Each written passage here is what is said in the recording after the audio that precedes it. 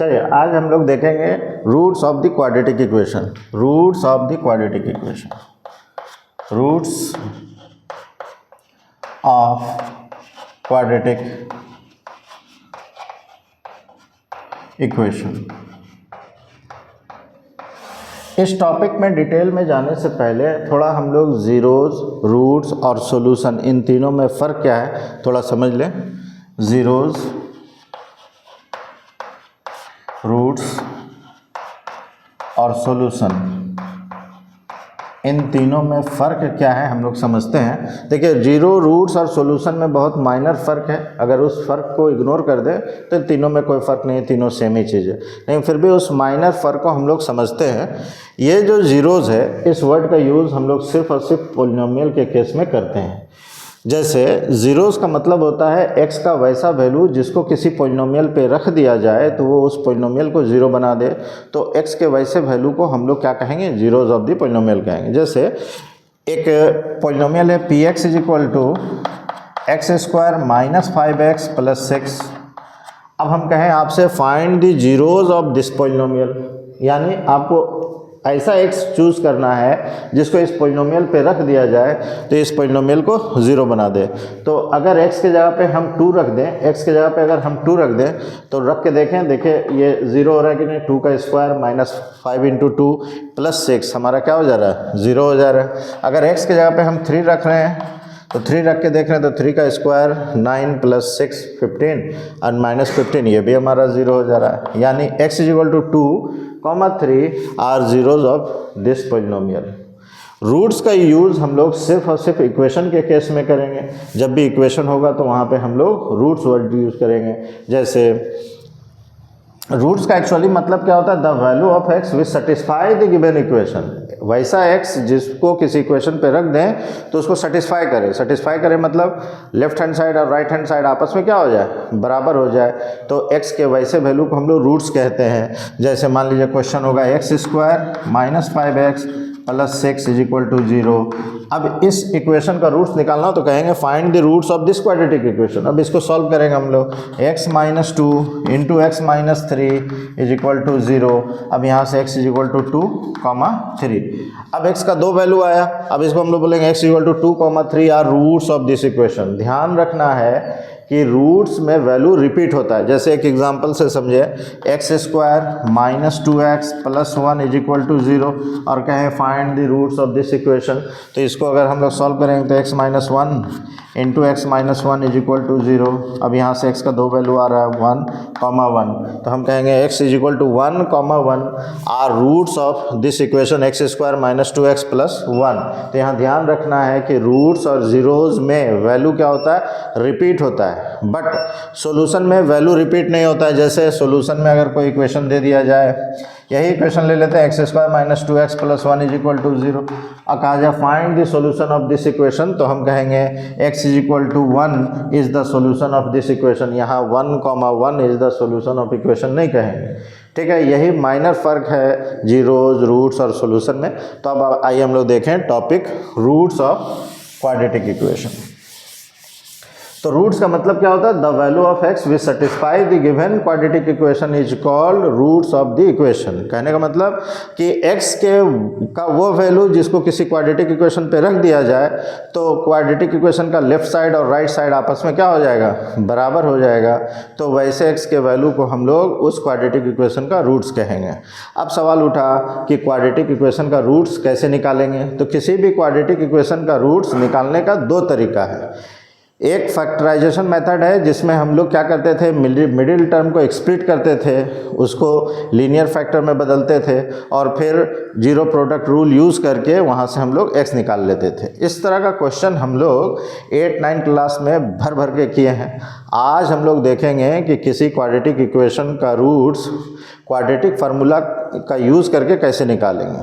तो ये quadratic formula है क्या, तो x बराबर minus b plus minus root under b square minus 4ac divided by 2a, ये हमारा क्वाड्रेटिक फार्मूला है। इसको हम लोग श्रीधराचार्य फार्मूला भी कहेंगे, इसको हम लोग हिंदू फार्मूला भी कहते हैं। ठीक है, अब ये फार्मूला को हम लोग ड्राइव कैसे करेंगे, तो इस फार्मूला को ड्राइव करने के लिए हम लोग लेते हैं एक स्टैंडर्ड फॉर्म, किसी क्वाड्रेटिक इक्वेशन का एक स्टैंडर्ड फॉर्म लेते हैं, जो स्टैंडर्ड फॉर्म हमारा कोई क्वाड्रेटिक इक्वेशन का ax² plus bx plus c equal to 0 होता है।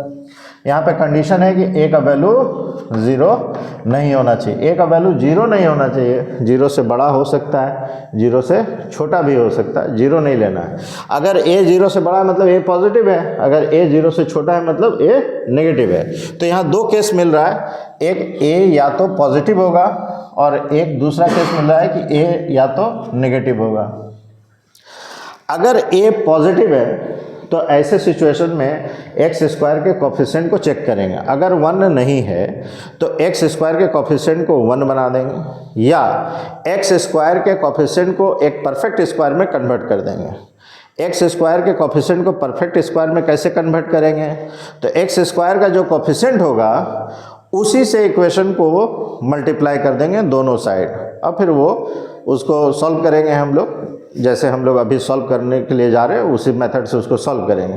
तो अभी हम लोग एक मेथड देखें, जैसे अगर a ग्रेटर देन 0 है तो क्वाड्रेटिक इक्वेशन मान लीजिए ax² plus bx plus c is equal to 0 है, तो इसमें x² के कोफिशिएंट को 1 बनाएंगे। 1 कैसे बनाएंगे, तो x² का जो कोफिशिएंट है उसी से इक्वेशन के दोनों तरफ हम लोग डिवाइड कर देते हैं।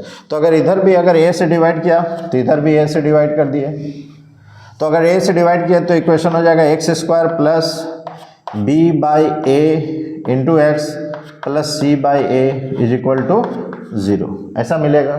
अब जो कांस्टेंट टर्म है उसको राइट हैंड साइड में ले जाते हैं तो क्या हो जाएगा x² plus b by a into x is equal to minus c by a, ऐसा हो जाएगा।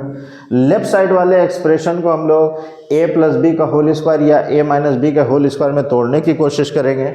अब देखेंगे b by a into x यानी लीनियर टर्म के सामने साइन कौन सा है, अगर प्लस का साइन है तो a प्लस बी के होल स्क्वायर में तोड़ने की कोशिश करेंगे, और अगर माइनस साइन है तो a माइनस बी के होल स्क्वायर में तोड़ने की कोशिश करेंगे। तो यहाँ पे लीनियर टर्म का साइन प्लस में है तो इसलिए उसको हम लोग a प्लस बी के होल स्क्वायर में तोड़ेंगे, और वो कैसे टूटेगा, x² plus 2a into b plus b by 2a का होल स्क्वायर, ऐसे लिखा।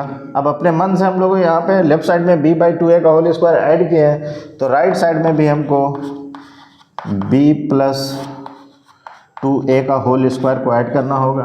अब लेफ्ट साइड वाले पूरे एक्सप्रेशन को हम लोग यहाँ पे लिख सकते हैं x plus b by 2a का whole square is equal to, अगर हम लोग यहाँ पे देखेंगे तो minus c by a plus b square by 4a square हो रहा है।